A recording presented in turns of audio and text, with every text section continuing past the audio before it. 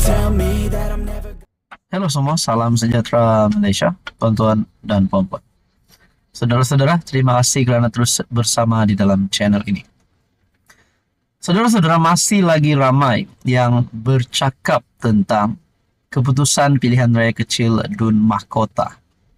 Masih lagi ramai yang membahaskan kemenangan PRK Dun Mahkota yang dimenangi oleh calon kerajaan perpaduan ataupun calon Barisan Nasional.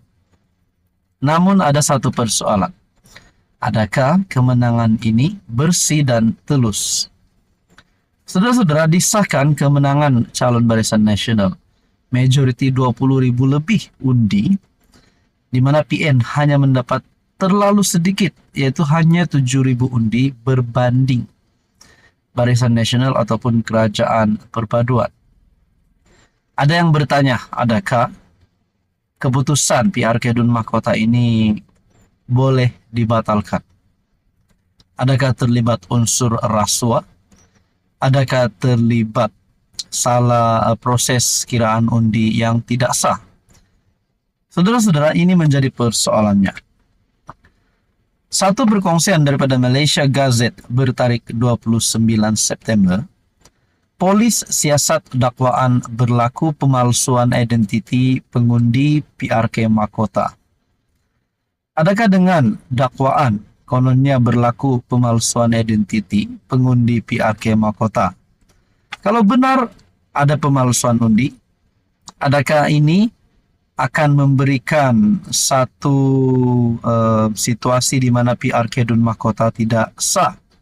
Adakah proses kiraan undi tidak sah? Adakah kemenangan BN tidak sah? Ataupun PRK Dun Mahkota keputusannya dibatalkan dan akan diulang semula? Setakat ini belum ada pengumuman rasmi bahawa PRK Dun Mahkota akan diulang semula. Kalau diulang semula sudah pasti PN akan bersorak gembira. Tapi kena ingat, adakah mereka mempunyai peluang sekiranya PRK Dun Mahkota diulang semula? Adakah mereka mempunyai peluang untuk menang? Sedangkan majoriti terlalu jauh untuk mereka kejar. Saudara-saudara yang amat dihormati, polis membuka 2 kertas siasatan berkenaan kesalahan pada hari mengundi PRK Dun Mahkota. Ketua Polis Johor Datuk M. Kumar, kertas siasatan tersebut membabitkan kesalahan pemalsuan identiti, aktiviti selain cubaan berkempen melebihi tempoh yang dibenarkan. Semalam, kita terima laporan polis daripada pengadu yang menyatakan namanya telah dipotong ketika mahu mengundi. Persoalannya berapa ramai namanya dipotong, kalau benar ada. Dia mengesyaki berlaku pemalsuan identiti, dan kita buka kertas siasatan di bawah Seksyen 7 Akta Pilihan Raya 1954, katanya. Beliau berkata demikian dalam sidang akbar selepas keputusan PRK Dun Mahkota diumumkan di Dewan Tunku Ibrahim Ismail. Kumar berkata, kes kedua pula pengadu menerima panggilan telefon daripada seorang peraih undi yang berkempen dengan memujuk untuk mengundi sebuah parti politik. Pihak berkenaan katanya masih cuba meraih undi dalam tempo berkempen sudah tamat. Justru katanya kertas siasatan dibuka di bawah Seksyen 4 dalam kurungan E Akta Pilihan Raya 1954.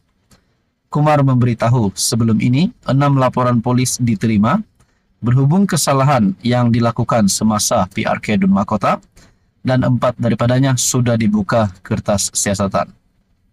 Beliau menasihatkan calon yang menang PRK Dun Mahkota mematuhi undang-undang dengan tidak mengadakan perarakan atau perhimpunan yang boleh mencetuskan provokasi atau kacau ganggu awam.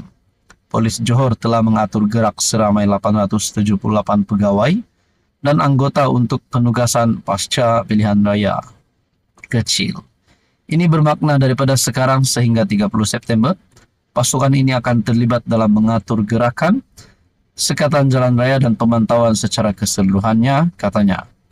Pada PRK Dun Mahkota, Syed Husin Syed Abdullah berjaya mempertahankan kerusi Dun Mahkota dengan memperoleh 27,995 undi, menewaskan calon PN Muhammad Haizan yang mendapat 7.347 undi. Saudara-saudara tuan Ropan, adakah ini sedikit sebanyak akan menjadi penyebab kepada pembatalan PRK dan Kota? Kita pun tak tahu. Apa komen Anda? Halo semua, salam sejahtera Malaysia. Selamat datang ke channel Fels Lifestyle. Tuan-tuan dan puan yang amat dihormati. Sudah pasti Anwar Ibrahim sebagai Perdana Menteri, di mana kita mendengar seringkali di dalam ucapan Anwar, beliau mahu menangkap si perasuah, si penyakau, dan si jerung. Jerung besar kah, jerung kecil kah, ikan bilis kah, yang menjadi penyakau perlu disumbat ke dalam penjara, perlu ditangkap sekiranya didapati bersalah. Anwar Ibrahim sering menyebut ada pemimpin yang sakau, mencuri duit negara, ratusan juta berbilion, dan sudah pasti jerung-jerung ini perlu ditangkap. Walaupun tidak ada nama yang dinyatakan, namun saudara-saudara sebelum ini berkaitan dengan pengisytiharan harta, di antara yang menjadi nama yang menjadi populer sehingga menara disita adalah Daim Zainuddin bersama dengan istrinya Naimah Khalid. Akhirnya apa yang berlaku keputusan terkini? Ada yang berkata gara-gara wanita ini Anwar Ibrahim akan disiasat.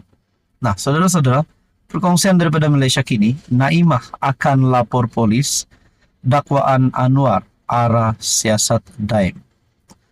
Naimah Khalid, istri kepada bekas Menteri Keuangan Daim Zainuddin, akan membuat laporan polis berhubung dakwaan penyalahgunaan kuasa dan konspirasi berkaitan siasatan SPRM terhadap suaminya. Menurut satu undangan media yang dilihat oleh Malaysia kini, Peguam Naimah, Rajesh Nagarajan, berkata pendedahan ini dibuat susulan laporan oleh Bloomberg pada 26 September yang mendakwa wujud campur tangan politik dalam operasi SPRM. Rajesh mengesahkan Naimah akan membuat laporan polis. Laporan itu selepas pendedahan artikel tersebut yang memetik sumber tanpa nama mendakwa PM Anwar Ibrahim mengarahkan SPRM menyiasat Daim, bekas Perdana Menteri Dr. Mahathir dan anak-anaknya. Laporan itu akan dibuat di Ibu Pejabat Polis Daerah Petaling Jaya. Artikel Bloomberg itu memetik sumber mendakwa Azam telah mengarahkan pegawai SPRM supaya mengelak menyiasat pembelian saham Farhash yang didakwa atas arahan Perdana Menteri. Sebagai respon terhadap dakwaan tersebut, pejabat Perdana Menteri berkata, pemimpin negara itu tidak pernah mengeluarkan arahan dan menafikan sebarang campur tangan Anwar dalam siasatan SPRM.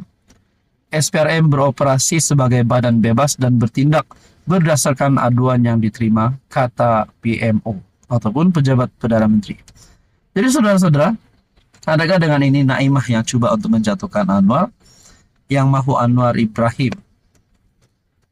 terlibat dengan laporan polis? Adakah beliau yang akhirnya akan dimalukan? Kerana pejabat Perdana Menteri ataupun PMO telah berkata SPRM beroperasi sebagai badan bebas dan tidak bertindak berdasarkan aduan yang diterima.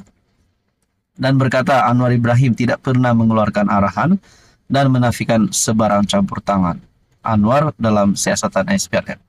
Tuan-tuan dan puan, berkaitan dengan ini apa komen Anda?